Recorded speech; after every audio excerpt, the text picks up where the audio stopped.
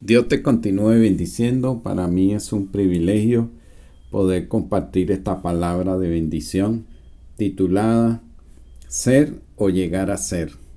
La palabra del Señor nos dice en Romanos capítulo 4, verso 17, en el nombre del Dios Trino, lo siguiente: como está escrito, te he puesto por padre de muchas gentes delante de Dios, a quien creyó, el cual da vida a los muertos y llama a las cosas que no son como si fuesen. Él creyó en esperanza contra esperanza, para llegar a ser padre de muchas gentes, conforme a lo que se había dicho, así será tu descendencia.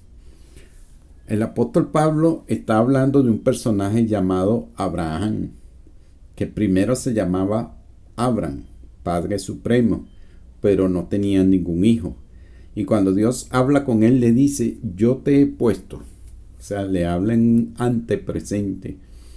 Está dando por hecho de que en la mente de Dios, ya Dios lo había visto como padre de mucha gente, y no solo que lo había visto, sino que lo había constituido.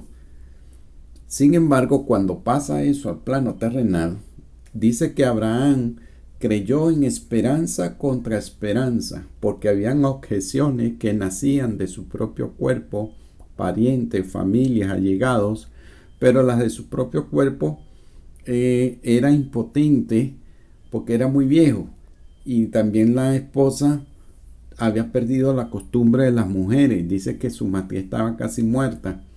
Entonces, sin embargo, Abraham creyó contra todas esas adversidades, le creyó a Dios.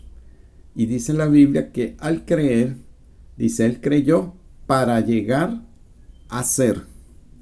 Fíjate, Dios lo daba por hecho, pero la fe toma lo que Dios da por hecho y lo convierte en una meta.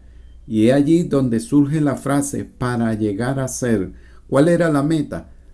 Dios lo había puesto como padre de mucha gente.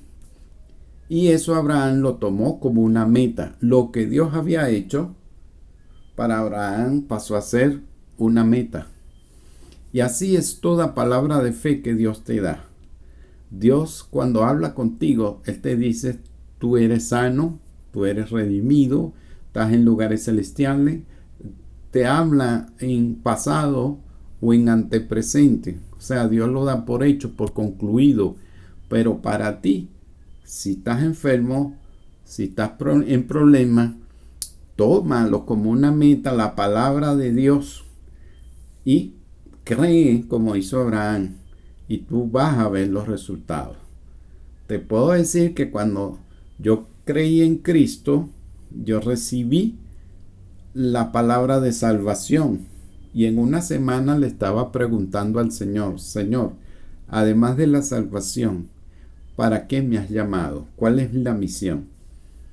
Y Dios, levantando a una profetisa, me dijo, te he llamado para que enseñes a mucha gente, para ser maestro.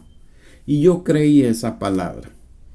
Recuerdo que empecé a buscar diccionarios, libros y a leer todo lo que me llegaba a las manos, porque yo creí genuinamente a esa palabra de que Dios me había llamado para enseñar a mucha gente.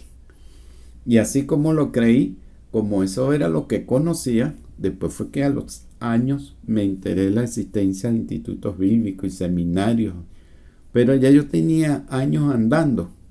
Lo cierto es que yo creía la palabra y empecé a moverme en esa fe porque yo quería llegar a ser maestro de mucha gente.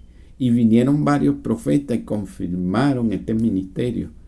Entonces yo te digo que cuando Dios te da una palabra, tú la crees y empieza a prepararte y a funcionar conforme lo que Dios te ha dicho. ¿Ve? Del ser, de lo que Dios ya da por hecho, tú mediante la fe que se sobrepone a toda circunstancia, llegas a ser en la tierra lo que ya Dios había planeado para ti. Bueno, mi estimado, estas palabras te sigan bendiciendo. y recuerda lo que Dios ha dicho de ti, camina conforme a esa palabra y tú verás los resultados. Gracias por tu atención. La paz de Dios sea contigo. Y recuerda, si este material te ha bendecido, haz con otro lo mismo que Cristo ha hecho contigo. O sea, compártelo. Estás en tu total libertad.